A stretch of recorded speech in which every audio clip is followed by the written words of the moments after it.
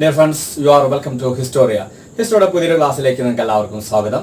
ഇന്നത്തെ ക്ലാസ്സിൽ നമ്മൾ 5 പ്രധാനപ്പെട്ട ടോപ്പിക്കുകൾ പഠിക്കുകയാണ്. കഴിഞ്ഞ ക്ലാസ്സിൽ ചെയ്ത പോലെ തന്നെ മുൻകാലങ്ങളിൽ ചോദിച്ച ഡിഗ്രി നിലവാരത്തിലുള്ള 5 ചോദ്യങ്ങളും ആ ചോദ്യങ്ങളുടെ ഉത്തരങ്ങളും അനുബന്ധ കാര്യങ്ങളുമായി 5 ടോപ്പിക്കുകൾ വളരെ വിശദമായിട്ട് നമ്മൾ പഠിക്കുകയാണ് ചെയ്യുന്നത്. സോ നമുക്ക് ചോദ്യത്തിലേക്ക് പോവാം. ഒന്നാമത്തെ ചോദ്യം വളരെ പ്രധാനപ്പെട്ട ഒരു ചോദ്യമാണ്. പലതവണ PSC ചോദിച്ചത്, എന്നാൽ അത്ര ടഫായിട്ടുള്ള ഒരു ചോദ്യം കൂടിയല്ല. മോഡേൺ ഇന്ത്യ എന്ന ചോദ്യമാണ്. ചോദ്യം ഇതാണ്: ഇന്ത്യൻ നാഷണൽ കോൺഗ്രസിന്റെ ആദ്യ തെരഞ്ഞെടുപ്പിൽ സുഭാഷ് ചന്ദ്രബോസ് പരാജയപ്പെടുത്തിയത് ആരാണ്? ചോദ്യം ക്ലിയർ ആയല്ലോ. ഇന്ത്യൻ നാഷണൽ കോൺഗ്രസിന്റെ ആദ്യത്തെ തെരഞ്ഞെടുപ്പിൽ സുഭാഷ് ചന്ദ്രബോസ് പരാജയപ്പെടുത്തിയത് ആരെയാണ്? മിക്കവാറും എല്ലാവർക്കും കിട്ടാവുന്ന ഒരു ആൻസർ, അപ്പോൾ എല്ലാവരും പഠിക്കുന്ന ആൻസർ പട്ടാഭി സീതാരാമയ്യയാണ് സുഭാഷ് ചന്ദ്രബോസ് പരാജയപ്പെടുത്തിയത്. ഇനി നമുക്ക് ആ ആൻസറിന്റെ അനുബന്ധമായിട്ടുള്ള കാര്യങ്ങൾ നോക്കാം. ഇന്ത്യൻ നാഷണൽ കോൺഗ്രസ് 1885 രൂപം കൊണ്ടെന്ന് നമുക്കറിയാം. 1885 രൂപം കൊണ്ടത് മുതൽ ഇന്ത്യൻ നാഷണൽ കോൺഗ്രസിന്റെ തിരഞ്ഞെടുപ്പൊന്നുമില്ല. അധ്യക്ഷ സ്ഥാനത്തേക്ക് തിരഞ്ഞെടുപ്പ് നോമിനേഷനാണ്. ഒരാളെ എല്ലാവരും ഐക്യകണ്ഠേന തിരഞ്ഞെടുക്കുന്നു. ഗാന്ധിജി വന്നതിന് ശേഷം ഗാന്ധിയുടെ നേതൃത്വത്തിലുള്ള ഒരു ലീഡർഷിപ്പ് വരുന്നു. ഗാന്ധി ഒരാളെ നോമിനേറ്റ് ചെയ്യുന്നു, അതെല്ലാവരും കൈയടിച്ച് പാസ്സാക്കുന്നു. ആ രീതിയിലൊരു അവസ്ഥ വരാണ്. പിന്നെ 1930s ശേഷം 1930-32 ശേഷമാണ് പിന്നെ ഒരു ഐഡിയോളജിക്കൽ ക്ലാഷ് വരികയും പല ഗ്രൂപ്പുകളായി ഇന്ത്യൻ നാഷണൽ കോൺഗ്രസ് 2 ഗ്രൂപ്പുകളായി വരുന്നു. ഒന്ന് ഗാന്ധിയൻ ഗ്രൂപ്പുകളും മറ്റൊന്ന് റവല്യൂഷണറി ഗ്രൂപ്പുകളും യൂത്ത് ഗ്രൂപ്പുകളും ആ രീതിയിലേക്ക് വരണം. അങ്ങനെ വന്നപ്പോൾ അധ്യക്ഷ സ്ഥാനത്തേക്കുള്ള ഒരു തിരഞ്ഞെടുപ്പ് എന്നൊരു രീതി ക്ലാഷിലൂടെ അങ്ങനെ വരുന്നത്. അങ്ങനെ 1939 ത്രിപുരി സെഷൻ 1939 ത്രിപുരി എവിടെയാണ്? ത്രിപുരി മധ്യപ്രദേശിലാണ് വരുന്നത്. കിട്ടിയ 1939 Tripuri session Indian national Congress Tripuri സമ്മേളനത്തിലാണ് ഇന്ത്യൻ നാഷണൽ കോൺഗ്രസിന്റെ അധ്യക്ഷ സ്ഥാനത്തേക്ക് ആദ്യമായിട്ട് തിരഞ്ഞെടുപ്പ് വരുന്നത്. അങ്ങനെ ഗാന്ധിയുടെ നോമിനിയായിട്ട് ആര് വരുന്നു? പട്ടാഭി സീതാരാമയ്യ വരുന്നു. യൂത്തുകളുടെ റവല്യൂഷണറി ഗ്രൂപ്പിന്റെ അല്ലെങ്കിൽ യൂത്തുകളുടെ ലീഡർഷിപ്പായിട്ട് നോമിനിയായിട്ട് സുഭാഷ് ചന്ദ്രബോസും വരുന്നു. ഈ തെരഞ്ഞെടുപ്പിൽ ഗാന്ധിജിയുടെ നോമിനിയായ പട്ടാഭി സീതാരാമയ്യെ വളരെ നല്ല ഭംഗിയായ ആര് പരാജയപ്പെടുന്നു? സുഭാഷ് ചന്ദ്രബോസ് പരാജയപ്പെടുന്നു. അങ്ങനെയാണ് ഇന്ത്യൻ നാഷണൽ കോൺഗ്രസിന്റെ ആദ്യത്തെ തിരഞ്ഞെടുപ്പിൽ സുഭാഷ് ചന്ദ്രബോസ് ആരെ പരാജയപ്പെടുന്നു? പട്ടാഭി സീതാരാമയ്യെ പരാജയപ്പെടുന്നു. 1939 ത്രിപുരി സെഷൻ. അതിനു മുന്നേ 38 ഹരിപുര സെഷൻ. അതിനു മുന്നേ 1938 ഹരിപുര സെഷൻ. ഹരിപുര എന്ന് പറഞ്ഞാൽ ഗുജറാത്തിലാണ്. ഹരിപുര സെഷനും ഇന്ത്യൻ നാഷണൽ കോൺഗ്രസിന്റെ പ്രസിഡന്റ് സുഭാഷ് ചന്ദ്രബോസ് തന്നെയായിരുന്നു. പിന്നെ അതിനുശേഷം സുഭാഷ് ചന്ദ്രബോസിനെ പിന്തുണ കൂടിയപ്പോൾ ആ ഒരു ക്ലാഷ് വന്നത്. അങ്ങനെയാണ് 39 ആ വരുന്നത്. തിരഞ്ഞെടുപ്പിൽ പരാജയപ്പെടുന്നത് പട്ടാഭി സീതാരാമയ്യ പരാജയപ്പെട്ട് സുഭാഷ് ചന്ദ്രബോസ് ഇന്ത്യൻ നാഷണൽ കോൺഗ്രസിന്റെ പ്രസിഡന്റ് ആകുന്നത്. ക്ലിയർ അല്ലേ? ഇനി നമുക്ക് പട്ടാഭി സീതാരാമയ്യുമായി ബന്ധപ്പെട്ട 1-2 കാര്യങ്ങൾ. ഒന്ന്, ഇന്ത്യക്ക് സ്വാതന്ത്ര്യം കിട്ടിയതിന് ശേഷം ആദ്യത്തെ INC പ്രസിഡന്റ് വെച്ചാൽ അത് പട്ടാഭി സീതാരാമയ്യാണ്. നമുക്കറിയാം, ഇന്ത്യക്ക് സ്വാതന്ത്ര്യം കിട്ടുമ്പോൾ at the time of independence സ്വാതന്ത്ര്യം കിട്ടുമ്പോൾ ആരായിരുന്നു INC പ്രസിഡന്റ് ചോദിച്ചാൽ അത് ആചാര്യ JB കൃപലാനി ആയിരുന്നു. പക്ഷേ സ്വാതന്ത്ര്യം കിട്ടിയതിന് ശേഷം ആദ്യത്തെ INC പ്രസിഡന്റ് വെച്ചാൽ അത് പട്ടാഭി സീതാരാമയ്യാണ്. അപ്പൊ 2 കാര്യങ്ങൾ അത് പഠിക്കുക. ദെൻ മൂന്നാമത് നമുക്കൊരു പോയിന്റ് കൂടി പഠിക്കാനുള്ളത് ഇന്ത്യൻ നാഷണൽ കോൺഗ്രസിന്റെ ഔദ്യോഗിക ചരിത്ര രചയിതാവ്, ഇന്ത്യൻ നാഷണൽ കോൺഗ്രസിന്റെ ഒഫീഷ്യൽ ഹിസ്റ്റോറിയൻ ആരാണെന്ന് ചോദിച്ചാൽ അതും ആരാണ്? പട്ടാഭി സീതാരാമയ്യാണ്. ഇന്ത്യൻ നാഷണൽ കോൺഗ്രസിന്റെ ഔദ്യോഗിക ചരിത്ര രചയിതാവ് ആരാണെന്ന് വെച്ചാൽ അതും പട്ടാഭി സീതാരാമയ്യാണ്. 1 more point, ഒരെണ്ണം കൂടി നമുക്ക് പട്ടാഭി സീതാരാമയ്യുമായി ബന്ധപ്പെട്ട് പഠിക്കാനുള്ളത്, നമ്മുടെ ഭരണഘടനാ നിർമ്മാണ സമിതിയിലെ ചില കമ്മിറ്റികളും ചെയർമാൻസ് വരുന്നു. അതില് ഹൗസ് കമ്മിറ്റി ചെയർമാൻ ആയിട്ട് വരുന്നത് ആരാണ്? പട്ടാഭി സീതാരാമയ്യ ആണ്. അപ്പൊ ഈ 4 പോയിന്റുകൾ മറക്കാൻ നിങ്ങൾ പഠിച്ചു. ഒന്ന്, ഇന്ത്യൻ നാഷണൽ കോൺഗ്രസിന്റെ ആദ്യത്തെ തെരഞ്ഞെടുപ്പിൽ സുഭാഷ് ചന്ദ്രബോസ് ആരെ പരാജയപ്പെടുത്തി വെച്ചാൽ അത് പട്ടാഭി സീതാരാമയ്യാണ്. രണ്ടാമത് ഞാൻ പറഞ്ഞത് ഇന്ത്യൻ നാഷണൽ കോൺഗ്രസിന്റെ ഔദ്യോഗിക ചരിത്ര രചയിതാവ് എന്ന് പറയുന്നത് പട്ടാഭി സീതാരാമയ്യാണ്. മൂന്നാമത്തെ ഒരു പോയിന്റ് ഞാൻ പറഞ്ഞതാണ്, ഇന്ത്യക്ക് സ്വാതന്ത്ര്യം കിട്ടിയതിനു ശേഷം ആദ്യത്തെ INC പ്രസിഡന്റ് എന്ന് പറയുന്നത് ആരാണ്? ആരാണ്? പട്ടാഭി സീതാരാമയ്യാണ്. 1 more പോയിന്റ് കൂടി ഞാൻ പറഞ്ഞു. ഭരണഘടനാ നിർമ്മാണ സമിതിയിലെ ഹൗസ് കമ്മിറ്റി ചെയർമാനും ആരാണ്? പട്ടാഭി സീതാരാമയ്യാണ്. അപ്പൊ ഈ ടോപ്പിക് ക്ലിയർ ആയല്ലോ. 38 സുഭാഷ് ചന്ദ്രബോസിനാണ് INC. അത് ഹരിപുരയാണ്. ഹരിപുര എന്നുള്ളത് ഗുജറാത്തിലാണ് വരുന്നത്. ത്രിപുരി എന്ന് പറഞ്ഞ സ്ഥലം വരുന്നത് മധ്യപ്രദേശാണ്. ക്ലിയർ ആയില്ല. അപ്പൊ ഒന്നാമത്തെ ചോദ്യം, അതിന്റെ ഡീറ്റെയിൽസ് നമ്മൾ പഠിച്ചു. ദെൻ സെക്കൻഡ് ക്വസ്റ്റ്യൻ എന്ന് പറയുന്നത്, രണ്ടാമത്തെ ചോദ്യം എന്ന് പറയുന്നത്, ഇന്ത്യക്കാർക്ക് എന്ന മുദ്രാവാക്യം കൊണ്ടുവന്നതാണ്. ആരാണ് അങ്ങനെ പറഞ്ഞത്? നമുക്കറിയാം, ഇന്ത്യ ഫോർ ഇന്ത്യൻസ് എന്ന് പറയുന്നത് Swami Dayananda Saraswati. India for Indians എന്നത് സ്വാമി ദയാനന്ദ സരസ്വതിയുമായി ബന്ധപ്പെട്ട് നമുക്ക് 1875 ആര്യ സമാജം സ്ഥാപിക്കുന്നത്. ഏത്? ആര്യ സമാജം. അപ്പൊ അത് ക്ലിയർ ആണെന്ന് പഠിച്ചു നോക്കിയ. ആര്യ സമാജവുമായി ബന്ധപ്പെട്ട് നോക്കണം. ഓർത്ത് വയ്ക്കുക, ഇന്ത്യ ഫോർ ഇന്ത്യൻസ്, ഇന്ത്യക്കാർക്ക് എന്ന് പറയുന്നത് സ്വാമി ദയാനന്ദ സരസ്വതിയാണ്. 1875 അദ്ദേഹം കത്തിയവാർ എന്ന് വെച്ചാൽ ഇന്നത്തെ ഗുജറാത്ത്, പഴയ ബോംബെ ഇന്നത്തെ ഗുജറാത്തിലെ ഭാഗമായ കത്തിയവാറാണ് 1875 സ്വാമി ദയാനന്ദ സരസ്വതി ആര്യ സമാജം സ്ഥാപിക്കുന്നത്. അദ്ദേഹത്തിന്റെ യഥാർത്ഥ നാമം, സ്വാമി ദയാനന്ദ സരസ്വതി യഥാർത്ഥ നാമം മൂൾ ശങ്കർ എന്നായിരുന്നു. മൂൾ ശങ്കർ ആയിരുന്നു. അദ്ദേഹത്തിന്റെ പ്രധാനപ്പെട്ട ഒരു പ്രസിദ്ധീകരണം, അദ്ദേഹത്തിന്റെ പ്രധാനപ്പെട്ട ഒരു ഗ്രന്ഥം എന്ന് പറയുന്നത്, അദ്ദേഹം എഴുതിയൊരു ബുക്ക് എന്ന് പറയുന്നത് സത്യാർത്ഥ പ്രകാശ്, സത്യം വെളിപ്പെടുത്തുക എന്നർത്ഥമുള്ള സത്യാർത്ഥ പ്രകാശാണ് അദ്ദേഹത്തിന്റെ പ്രധാനപ്പെട്ട ഒരു പുസ്തകം. അതോടൊപ്പം ഈ ആര്യ സമാജത്തിന് ഒരു പ്രസിദ്ധീകരണം, അതിന്റെ പേര് ആര്യപ്രകാശ് എന്നാണ്. ആര്യപ്രകാശ് എന്ന ഒരു പ്രസിദ്ധീകരണം ഉണ്ടായിരുന്നു. ക്ലിയർ അല്ലേ? ഇനി നമുക്ക് വേണ്ടത് ഇദ്ദേഹത്തിന്റെ മറ്റൊരു മുദ്രാവാക്യമാണ് ഗോ ബാക്ക് ടു വേദ. വേദങ്ങളിലേക്ക് തിരിച്ചു പോകുക. ഗോ ബാക്ക് ടു വേദ എന്ന് പറഞ്ഞും ആരാണ്? സ്വാമി ദയാനന്ദ സരസ്വതിയാണ്. ഈ ഗോ ബാക്ക് ടു വേദ നിങ്ങൾ പഠിക്കുമ്പോൾ അതിൻ്റെ കൂടെ മറ്റൊരു കാര്യം കൂടി പഠിക്കുക. ഗോ ബാക്ക് ടു ബൈബിൾ എന്ന് പറഞ്ഞാലാണ്, ഗോ ബാക്ക് ടു ബൈബിൾ എന്ന് പറയുന്നത് മാർട്ടിൻ ലൂതറാണ്. ഗോ ബാക്ക് ടു ബൈബിൾ എന്ന് പറയുന്നത് മാർട്ടിൻ ലൂതറാണ്. അതേസമയം മറ്റൊന്നും കൂടി പറഞ്ഞല്ലോ, ഗോ ബാക്ക് ടു ഗീത എന്ന് പറയുന്നത് വിവേകാനന്ദനാണ്. ഗോ ബാക്ക് ടു ഗീത എന്ന് പറയുന്നത് വിവേകാനന്ദനാണ്. അപ്പൊ ഈ മൂന്ന് കാര്യങ്ങൾ ഒരുമിച്ച് പഠിക്കുക. ഗോ ബാക്ക് ടു വേദ എന്ന് പറയുന്നത് Swami Dayananda Saraswati, go back to Gita എന്ന് പറയുന്നത് വിവേകാനന്ദൻ, ഗോ ബാക്ക് ടു ബൈബിൾ എന്ന് പറയുന്നത് Martin Luther. Martin Luther King അല്ല, മാർട്ടിൻ ലൂതർ രണ്ടാണ് കേട്ടോ. മാർട്ടിൻ ലൂതർ ആണ്, മാർട്ടിൻ ലൂതർ കിങ് അല്ല. ക്ലിയർ അല്ല? അപ്പൊ ഗോ ബാക്ക് ടു വേദ എന്ന് പറയുന്നത് സ്വാമി ദയാനന്ദ സരസ്വതിയാണ്. ദയാനന്ദ ആംഗ്ലോ വേദിക് സ്കൂൾ സ്ഥാപിക്കുന്നത് സ്വാമി ദയാനന്ദ സരസ്വതിയാണ്. അതോടൊപ്പം ശുദ്ധി പ്രസ്ഥാനം, മറ്റു മതങ്ങളിലേക്ക് പോയി മറ്റു മതങ്ങളിൽ നിന്ന് വീണ്ടും ഹിന്ദു മതത്തിലേക്ക് വരുന്ന ആളുകളെ യഥാർത്ഥ ഹിന്ദുക്കളാക്കി മാറ്റുന്ന ഒരു പ്രോസസ്സ്, ഒരു പ്രക്രിയ, അതാണ് ശുദ്ധി കർമ്മം അല്ലെങ്കിൽ ശുദ്ധി പ്രസ്ഥാനം. ആ ശുദ്ധി കർമ്മം, ആ ശുദ്ധി പ്രസ്ഥാനം കൊണ്ടുവന്നതും ആരാണ്? സ്വാമി ദയാനന്ദ സരസ്വതിയാണ്. അതോടൊപ്പം തന്നെ ഇന്ത്യയുടെ ദേശീയ ഭാഷ ഹിന്ദി ആകണമെന്ന് ആദ്യമായി പ്രഖ്യാപിച്ച വ്യക്തിയും ആരാണ്? സ്വാമി ദയാനന്ദ സരസ്വതി. ഇന്ത്യയുടെ ദേശീയ ഭാഷ ഹിന്ദി ആകണമെന്ന് ആദ്യമായി പ്രൊപ്പോസ് ചെയ്ത വ്യക്തിയും ആരാണ്? സ്വാമി ദയാനന്ദ സരസ്വതിയാണ്. ദെൻ ഫൈനലി ഒരു പോയിന്റ് കൂടി നമുക്ക് സ്വാമി ദയാനന്ദ സരസ്വതിയുമായി ബന്ധപ്പെട്ട് പഠിക്കാം. BSc പലതവണ ചോദിച്ചിട്ടുണ്ട്. ജോധ്പൂരിലെ രാജാവ് വിഷം കൊടുത്തു കൊന്ന ഇന്ത്യൻ സാമൂഹ്യ പരിഷ്കർത്താവും ചോദിക്കുന്നു. ജോധ്പൂരിലെ രാജാവ് അല്ലെങ്കിൽ ജോധ്പൂരിലെ കൊട്ടാരത്തിൽ വെച്ച് ഭക്ഷ്യ വിഷബാധയേറ്റ് മരിച്ച ഇന്ത്യൻ സാമൂഹ്യ പരിഷ്കർത്താവ് ആരാണെന്ന് ചോദിക്കുക. അങ്ങനെയാണെങ്കിലും ആരാണ്? സ്വാമി ദയാനന്ദ സരസ്വതിയാണ്. ക്ലിയർ അല്ലേ? അപ്പൊ സ്വാമി ദയാനന്ദ സരസ്വതിയുമായി ബന്ധപ്പെട്ട് ഇത്രയധികം കാര്യങ്ങളുണ്ട്. ഇതെല്ലാം വളരെ ഡീറ്റെയിൽ ആയിട്ട് പഠിക്കാം. ഒരു തവണ കൂടി ഞാൻ പറയാം. എന്താണ്? ഇന്ത്യക്കാർക്ക് എന്ന് പറയുന്നത് സ്വാമി ദയാനന്ദ സരസ്വതിയാണ്. ആര്യ സമാജം സ്ഥാപിച്ചത് സ്വാമി ദയാനന്ദ സരസ്വതിയാണ്. 1875 ബോംബെ, പഴയ ബോംബെയിൽ ഇന്നത്തെ ഗുജറാത്തിന്റെ കത്തിയവാർ എന്ന സ്ഥലത്താണ് സ്ഥാപിച്ചത്. ആര്യപ്രകാശ് എന്ന പ്രസിദ്ധീകരണമായിരുന്നു. സ്വാമി ദയാനന്ദ സരസ്വതി യഥാർത്ഥ നാമം മൂൾ ശങ്കർ എന്നാണ്. അദ്ദേഹത്തിന്റെ ഗ്രന്ഥത്തിന്റെ പേരാണ് സത്യാർത്ഥ പ്രകാശ്. അതോടൊപ്പം തന്നെ ഗോ ബാക്ക് ടു വേദ എന്ന് പറഞ്ഞിരുന്നു. ഗോ ബാക്ക് ടു ബൈബിൾ എന്ന് പറയുന്നത് Martin Luther, go back to Gita എന്ന് പറയുന്നത് വിവേകാനന്ദൻ. ക്ലിയർ അല്ലേ? ദയാനന്ദ ആംഗ്ലോ വേദിക് സ്കൂൾ സ്ഥാപിച്ചത് സ്വാമി ദയാനന്ദ സരസ്വതിയാണ്.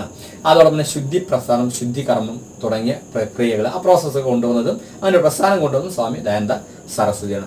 വൺ മോർ പോയിന്റ് ഒന്നുകൂടി ഞാൻ പറഞ്ഞു. ഭക്ഷ്യ വിഷബാധയേറ്റ് മരിച്ച ഇന്ത്യൻ സാമൂഹ്യ പരിഷ്കർത്താവും സ്വാമി ദയാനന്ദ സരസ്വതിയാണ്. ഹിന്ദി ഇന്ത്യയുടെ, സംസ്കൃതമല്ല, ഹിന്ദി ഇന്ത്യയുടെ ദേശീയ ഭാഷയാകണമെന്ന് ആദ്യമായി നിർദ്ദേശ വ്യക്തിമാരാണ്?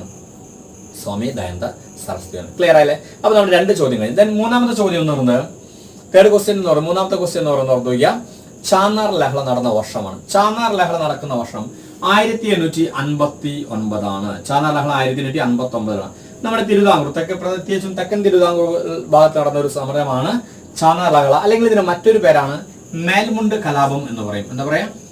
മേൽമുണ്ട് കലാപം എന്ന് പറയുന്നത് 1859 മേൽമുണ്ട് കലാപം നടക്കുന്നത്. മേൽമുണ്ട് കലാപം അല്ലെങ്കിൽ ചാന്നാർ ലഹള എന്ന് പറയും. നമ്മുടെ തെക്കൻ തിരുവിതാംകൂർ ഭാഗത്ത് ചാന്നാർ വിഭാഗത്തിൽപ്പെട്ട സ്ത്രീകൾക്ക് മേൽമുണ്ട് ധരിക്കാൻ അവകാശം ഉണ്ടായിരുന്നില്ല. അപ്പൊ അതിനുവേണ്ടി നടന്ന സമരമാണ് മേൽമുണ്ട് സമരം അല്ലെങ്കിൽ ചാന്നാർ ലഹള എന്ന് പറയുന്നത് 1859. ഇനി അവസാനം ഫൈനലി തിരുവിതാംകൂർ രാജാവ് അതിന് അനുവാദം കൊടുക്കുന്നു. ചാന്നാർ വിഭാഗത്തിൽപ്പെട്ട ആളുകളും അതല്ല എല്ലാ വിഭാഗത്തിൽപ്പെട്ട ആളുകൾക്കും മേൽമുണ്ട് ധരിക്കാൻ അവകാശമുണ്ട് എന്ന് പ്രഖ്യാപിച്ചത് 1859 ജൂലൈ 26 1859 ജൂലൈ 26 ഇങ്ങനെ ഒരു ഡിക്ലറേഷൻ വന്നത്. ആരായിരുന്നു ഇത് പ്രഖ്യാപിച്ചത്? ഇത് മഹാരാജാവായിരുന്നു. ഉത്രം തിരുനാൾ മാർത്താണ്ഡവർമ്മയായിരുന്നു. ആരാണ്? ഉത്രം തിരുനാൾ മാർത്താണ്ഡവർമ്മയാണ് മേൽമുണ്ട് അനുവാദം നൽകിയത്. ആ ഡിക്ലറേഷൻ കൊണ്ടൊന്നും ഭരണാധികാരിയാണ്. ഓർത്ത് ക്ലിയർ? അതിൽ കൂടുതൽ എക്സ്പ്ലനേഷൻ ഒന്നുമില്ല. അപ്പൊ അതിന്റെ വർഷം ഓർത്തി 1859 മേൽമുണ്ട് കലാപം എന്നും പറയാനുണ്ട്, ചാന്നാർ ലഹള എന്നും പറയാനുണ്ട്. ക്ലിയർ ആയില്ല? അപ്പൊ നമ്മുടെ ആ ചോദ്യങ്ങൾ. ദെൻ നമ്മുടെ 4ാമത്തെ ചോദ്യം ഉണ്ട്, ദേശീയ അടിയന്തരാവസ്ഥ പ്രഖ്യാപിക്കുന്നത് എത്രാമത്തെ ഏത് ആർട്ടിക്കിൾ പ്രകാരമാണ്, അല്ലെങ്കിൽ എത്രാമത്തെ ആർട്ടിക്കിൾ പ്രകാരമാണ് ദേശീയ അടിയന്തരാവസ്ഥ, നാഷണൽ എമർജൻസി പ്രഖ്യാപിക്കുന്നത് ഏത് ആർട്ടിക്കിൾ പ്രകാരമാണ്? നമുക്കറിയാം ആർട്ടിക്കിൾ 352, ആർട്ടിക്കിൾ 352, ആർട്ടിക്കിൾ 356, ആർട്ടിക്കിൾ 360 3 ആർട്ടിക്കിളാണ് നമ്മുടെ എമർജൻസിയുമായി ബന്ധപ്പെട്ട്. അതിൽ ആർട്ടിക്കിൾ 352 പ്രകാരമാണ് നാഷണൽ എമർജൻസി പ്രഖ്യാപിക്കുന്നത്. അപ്പൊ ജസ്റ്റ് നോർത്ത് നാഷണൽ എമർജൻസി നമ്മുടെ ദേശീയ അടിയന്തരാവസ്ഥ പ്രഖ്യാപിക്കുന്ന ആർട്ടിക്കിൾ 352 ആർട്ടിക്കിൾ 352 പ്രകാരം. ഇനി അടിയന്തരാവസ്ഥ എന്ന് പറഞ്ഞാൽ എന്താണെന്നും കൂടി നമുക്ക് പഠിക്കാം. Suspension of all fundamental rights except article 20 and 21. നമ്മുടെ എല്ലാ ഫണ്ടമെന്റൽ റൈറ്റ്സുകളും റദ്ദ് ചെയ്യുക. ആർട്ടിക്കിൾ 20, 21 ഈ രണ്ട് ആർട്ടിക്കിൾ, ആർട്ടിക്കിൾ 20, 21 ആ രണ്ട് ആർട്ടിക്കിൾ ഒഴികെ ബാക്കി നമ്മുടെ എല്ലാ ഫണ്ടമെന്റൽ റൈറ്റ്സുകളും സസ്പെൻഡ് ചെയ്യപ്പെടുന്ന ആ ഒരു കാലഘട്ടത്തിന് നമ്മൾ എമർജൻസി എന്ന് പറയുന്നത്. ഇതാണ് എമർജൻസി. ഇനി ഇന്ത്യയിൽ നാഷണൽ എമർജൻസി എത്ര തവണ പ്രഖ്യാപിച്ചത്? 2 തവണയാണ് നാഷണൽ എമർജൻസി പ്രധാനമായിട്ട് പ്രഖ്യാപിച്ചത്. ഒന്ന് 1962 1962 ഇന്ത്യ ചൈന യുദ്ധമായിരുന്നു. ഇന്ത്യ ചൈന യുദ്ധം നടന്നപ്പോഴാണ് ഒന്ന് നാഷണൽ എമർജൻസി പ്രഖ്യാപിച്ചത്. അത് പ്രഖ്യാപിച്ചതാണ് ഡോക്ടർ രാധാകൃഷ്ണനായിരുന്നു. ഡോക്ടർ എസ് രാധാകൃഷ്ണനാണ് അന്നത് പ്രഖ്യാപിച്ചത്. പിൻവലിച്ച ആള് ഡോക്ടർ സക്കീർ ഹുസൈൻ ആണ്. കിട്ടിയ ഇന്ത്യയിൽ ആദ്യം മുസ്ലിം ആയിട്ടുള്ള പ്രസിഡന്റ് ആണ്. അതോടൊപ്പം പദവിയിൽ ഡേ ഇൻ ഹാർനസ് പദവിയിൽ ഇരുന്ന് മരിക്കുന്ന ആദ്യത്തെ പ്രസിഡന്റ് തരം സക്കീർ ഹുസൈൻ. അപ്പൊ ഇന്ത്യയുടെ ഫസ്റ്റ് നാഷണൽ എമർജൻസി 1962 ആണ് ഡിക്ലെയർ ചെയ്തത് ഡോക്ടർ രാധാകൃഷ്ണനാണ്. പിൻവലിച്ചത് സക്കീർ ഹുസൈൻ ആണ്. അതോടൊപ്പം ഓർത്ത് ഇന്ത്യ ചൈന യുദ്ധം നടന്നതിന്റെ ഫലമായാണ് ഈ ഫസ്റ്റ് നാഷണൽ എമർജൻസി പ്രഖ്യാപിച്ചത്. കിട്ടിയ പ്ലാറ്റോയുടെ റിപ്പബ്ലിക് എന്ന കൃതി പേർഷ്യൻ ഭാഷയിലേക്ക് തർജ്ജമ ചെയ്ത വ്യക്തിമാരാണ് doctor Zakir Hussain. First national emergency clear ആയി. ഇനി രണ്ടാമത്തെ നാഷണൽ എമർജൻസി എന്ന് പറയുന്നത് 1971 1971 രണ്ടാമത്തെ ദേശീയ ഇന്ത്യ പാകിസ്ഥാൻ യുദ്ധമായിരുന്നു. രണ്ടാമത്തെ നാഷണൽ എമർജൻസി പ്രഖ്യാപിക്കാനുള്ള കാരണം 1971 ഇന്ത്യ പാകിസ്ഥാൻ യുദ്ധം പ്രഖ്യാപിച്ചത് ആരായിരുന്നു? ഈ രണ്ടാമത്തെ നാഷണൽ എമർജൻസി പ്രഖ്യാപിച്ചത് ആരായിരുന്നു? വി വി ഗിരി. ഇന്ത്യയുടെ ആദ്യത്തെ ആക്ടിംഗ് പ്രസിഡന്റ് ആയ ഫസ്റ്റ് ആക്ടിംഗ് പ്രസിഡന്റ് ഓഫ് ഇന്ത്യയുടെ ആദ്യത്തെ ആക്ടിംഗ് പ്രസിഡന്റ് ആയ കേരള ഗവർണർ ആയതിനു ശേഷം ഇന്ത്യൻ പ്രസിഡന്റ് ആയ വ്യക്തിയായ വി വി ഗിരിയാണ് രണ്ടാമത്തെ നാഷണൽ എമർജൻസി പ്രഖ്യാപിച്ചത്. 1971 ഓർത്തുക ഇന്ത്യ പാകിസ്ഥാൻ യുദ്ധമാണ് രണ്ടാമത്തെ നാഷണൽ എമർജൻസി പ്രഖ്യാപിച്ചത്. കാരണമാണ് ഇന്ത്യ പാകിസ്ഥാൻ യുദ്ധം പ്രഖ്യാപിച്ച വ്യക്തി നമ്മൾ പറഞ്ഞാലാണ് അന്നത്തെ ഒരു പ്രസിഡന്റ് വി വി ഗിരിയാണ്. ആദ്യത്തെ ആക്ടിംഗ് പ്രസിഡന്റ് ആണ്. കേരള ഗവർണർ ആയതിനു ശേഷം ഇന്ത്യൻ പ്രസിഡന്റ് ആയ വ്യക്തി ഇതെല്ലാം ആരാണ്? വി വി ഗിരിയാണ്. എന്നാൽ വിഡ്രോ ചെയ്താലോ? പിൻവലിച്ച ആള് ബി ഡി ജെട്ടി ആയിരുന്നു. ആരാണ്? ബി ഡി ജെട്ടി ആണത് പിൻവലിച്ച വ്യക്തി. ക്ലിയർ ആയല്ലേ? അപ്പൊ 2 national emergency. Then third one and final മൂന്നാമത്തെ നാഷണൽ എമർജൻസി വന്നത് 1975 ആണ്. ഇതിന്റെ കാരണം എന്തായിരുന്നു ചോദിച്ചാൽ ഇന്റേണൽ ഡിസ്റ്റർബൻസ് ആണ്, ആഭ്യന്തര ലഹളയാണ്. നമ്മുടെ ഇന്ദിരാഗാന്ധിയുടെ തിരഞ്ഞെടുപ്പുമായി ബന്ധപ്പെട്ട് വന്ന വിധി, ആ വിധിയുമായി ബന്ധപ്പെട്ട ഇഷ്യൂസ് ആണ്. ജയപ്രകാശ് നാരായണന്റെ സമ്പൂർണ്ണ വിപ്ലവം, അതൊക്കെ ഇതിനുമായി ബന്ധപ്പെട്ട സംഭവങ്ങളാണ്. അതുമായി ബന്ധപ്പെട്ട ഇന്റേണൽ ഡിസ്റ്റർബൻസ്, ആഭ്യന്തര ലഹള, അതിന്റെ അടിസ്ഥാനത്തിലുള്ള മൂന്നാമത്തെ നാഷണൽ എമർജൻസി പ്രഖ്യാപിച്ചത് 1975 ആയിരുന്നു. പ്രഖ്യാപിച്ച ആരായിരുന്നു? ഫക്രുദ്ദീൻ അലി അഹമ്മദ് ആണ് പ്രഖ്യാപിച്ചത്. പിന്നെ ഭരിച്ച ആള് ആരാണ്? ബി ഡി ജെട്ടി തന്നെയാണ്. കിട്ടിയ ഏറ്റവും കൂടുതൽ തവണ ആക്ടിംഗ് പ്രസിഡന്റ് ആയ വ്യക്തിയാണ് ബി ഡി ജെട്ടി. 2 തവണ അദ്ദേഹം ആക്ടിംഗ് പ്രസിഡന്റ്. അതാണ് രണ്ടാമത്തെ നാഷണൽ എമർജൻസി പിൻവലിച്ച ആളാണ് ബി ഡി ജെട്ടി. ക്ലിയർ ആയില്ലേ? അപ്പൊ ഇന്ത്യയിൽ ടോട്ടലി നാഷണൽ എമർജൻസി എന്ന് പറയുന്നത് 3 തവണ മാത്രമേ പ്രഖ്യാപിച്ചുള്ളൂ. ഒന്ന് 1962 ആണ്, ഇന്ത്യ ചൈന യുദ്ധമാണ്. രണ്ടാമത് 1971 ഇന്ത്യ പാകിസ്ഥാൻ യുദ്ധമാണ്. മൂന്നാമത് 1975 ആരാണ്? ഇന്ത്യൻ ഡിസ്റ്റർബൻസ് ആണ്, ഫക്രുദ്ദീൻ അലി അഹമ്മദ് ആണ് പ്രഖ്യാപിച്ചത്. പിൻവലിച്ച ആള് ബി ഡി ജെട്ടിയാണ്. ക്ലിയർ ആയി? ഇതാണ് 3 നാഷണൽ എമർജൻസി. പിന്നെ 356 പ്രകാരം ആദ്യമായിട്ട് പ്രഖ്യാപിച്ചത് കേരളത്തിലാണ്. നമ്മുടെ തിരഞ്ഞെടുക്കപ്പെട്ട ഗവൺമെന്റ് സസ്പെൻഡ് ചെയ്യുക. അതാണ് 356 പ്രകാരം. 360 ഫിനാൻഷ്യൽ എമർജൻസിയാണ്. അത് ഇന്നേവരെ ഇന്ത്യയിൽ പ്രഖ്യാപിച്ചിട്ടില്ല. ക്ലിയർ ആയില്ലേ? അപ്പൊ ഇതാണ് നമ്മുടെ നാഷണൽ എമർജൻസിയുമായി ബന്ധപ്പെട്ട കാര്യങ്ങൾ. അപ്പൊ നാഷണൽ എമർജൻസി പ്രഖ്യാപിക്കുന്ന ആർട്ടിക്കിൾ 352 3 തവണ പ്രഖ്യാപിച്ചിട്ടുണ്ട്. അതുകൂടി ഒന്ന് വിശദമായിട്ട് പഠിക്കുക. ക്ലിയർ ആയില്ലേ? ദെൻ ഫൈനലി നമ്മുടെ ലാസ്റ്റ് ചോദ്യം, അവസാന ചോദ്യം എന്ന് പറയുന്നത് ഏത് അന്താരാഷ്ട്ര സംഘടനയെയാണ് ഇന്ത്യയിലെ CBI central bureau of investigation central bureau of investigation ഏത് അന്താരാഷ്ട്ര സംഘടനയെയാണ് CBI പ്രതിനിധീകരിക്കുന്നത്? വളരെ സിമ്പിൾ ആയിട്ടുള്ള ചോദ്യമാണ്. ഇന്റർനാഷണൽ ഓർഗനൈസേഷനുമായി ബന്ധപ്പെട്ട ചോദ്യമാണ്. 2-3 തവണ ഡിഗ്രി നിലവാരത്തിൽ ചോദിച്ചത്. ഏത് അന്താരാഷ്ട്ര സംഘടനയെ പ്രതിനിധീകരിക്കാനാണ് CBI ഉള്ളത്? CBI പ്രതിനിധീകരിക്കുന്നത് ഇന്റർപോളിനെയാണ്. ഏതാണ്? ഇന്റർപോൾ. ആദ്യകാലങ്ങളിൽ വേൾഡ് ഇന്റർനാഷണൽ ക്രിമിനൽ പോലീസ് എന്നറിയപ്പെടുന്ന ഇന്റർപോൾ ആദ്യകാലങ്ങളെ പേരാണ് ഇന്റർനാഷണൽ ക്രിമിനൽ പോലീസ് എന്നാണ് ഇന്റർപോൾ അറിയപ്പെടുന്നത്. ആ ഇന്റർപോളിനെയാണ് CBI പ്രതിനിധീകരിക്കുന്നത്. ക്ലിയർ അല്ലേ? ഇനി ഇന്റർപോൾ 1923 എന്ന് വെച്ചാൽ നമ്മുടെ മാതൃഭൂമി പത്രം പ്രസിദ്ധീകരിച്ച വർഷം. സ്വരാജ് പാർട്ടി മാതൃഭൂമി പത്രം പ്രസിദ്ധീകരിച്ചത് 23 സ്വരാജ് പാർട്ടി ഫോം ചെയ്തത് 23 ക്ലിയർ അല്ലേ? അപ്പൊ ആ 23 നമ്മുടെ ഇന്റർപോൾ രൂപം കൊണ്ട്. ഇന്റർപോളിന്റെ ആദ്യകാല നാമം പറഞ്ഞത് ഇന്റർനാഷണൽ ക്രിമിനൽ പോലീസ് എന്നായിരുന്നു ഇതിന്റെ പേര്. ഇത് ലോകത്തിലെ മിക്കവാറും എല്ലാ രാഷ്ട്രങ്ങളിലെയും പോലീസ് സംഘടനകളും അല്ലെങ്കിൽ കുറ്റാന്വേഷണ സംഘടന എല്ലാം കൂടി ചേർന്നുള്ള അതിനെല്ലാം പ്രതികരിച്ച് പരസ്പര സഹകരണത്തോടു കൂടിയുള്ള ഒരു സംഘടനയാണ് ഇന്റർപോൾ. 1923 ഇത് രൂപം കൊണ്ടത്. ഇതിന്റെ ആസ്ഥാനം വരുന്ന ഫ്രാൻസിലെ ലിയോൺസ് ആണ് ഇന്റർപോളിന്റെ ആസ്ഥാനം വരുന്നത്. കിട്ടിയ ഹെഡ്ക്വാർട്ടേഴ്സ് വരുന്നത് ഇന്റർപോളിന്റെ ഹെഡ്ക്വാർട്ടേഴ്സ് ഫ്രാൻസിലെ ലിയോൺസ് ആണ്.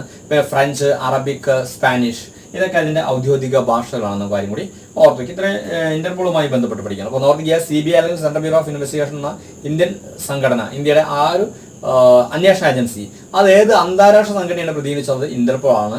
ഇന്റർപോളിന്റെ ആദ്യകാല നാമം ഇന്റർനാഷണൽ ക്രിമിനൽ പോലീസ് എന്നാണ്. രൂപം കൊണ്ട് 1923 ആണ്. ഹെഡ് ക്വാർട്ടേഴ്സ് വരുന്നത് ഫ്രാൻസിലെ ലിയോൺസ് ആണ്. ഇപ്പോൾ ഉള്ളത് 192 അംഗങ്ങളാണ്. 192 മെമ്പേഴ്സ് ആണ്. ഇപ്പോൾ 192 മെമ്പേഴ്സ് ആണ് ഇപ്പോൾ ഉള്ളതും കൂടി അറിയും. അപ്പോൾ ഇത്രയാണ് നമ്മുടെ ഇന്നത്തെ പ്രധാനപ്പെട്ട ടോപ്പികൾ. 5 ചോദ്യങ്ങൾ നല്ല പ്രധാനപ്പെട്ട 5 ചോദ്യങ്ങൾ നമ്മൾ പഠിച്ചു.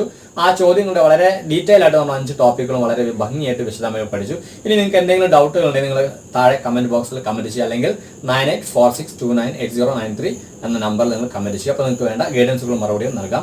സോ അടുത്ത ക്ലാസ്സിൽ വീണ്ടും കണ്ടുമുട്ടാം. അതിനു മുന്നേ നിങ്ങൾ ആദ്യമായിട്ടാണ് ഈ വീഡിയോ ക്ലാസ്സുകൾ കാണുന്നതെങ്കിൽ തീർച്ചയായിട്ടും സബ്സ്ക്രൈബ് ചെയ്യണം. അതോടൊപ്പം തന്നെ ലൈക്ക് ചെയ്യണം. നിങ്ങൾക്ക് വളരെ വേണ്ടപ്പെട്ട കുട്ടികളുണ്ടെങ്കിൽ, സ്റ്റുഡൻസ് ഉണ്ടെങ്കിൽ അവർക്ക് ഷെയർ ചെയ്യണം. സോ അടുത്ത ക്ലാസ്സിൽ വീണ്ടും കണ്ടുമുട്ടാം. അതിലെല്ലാവർക്കും ബൈ.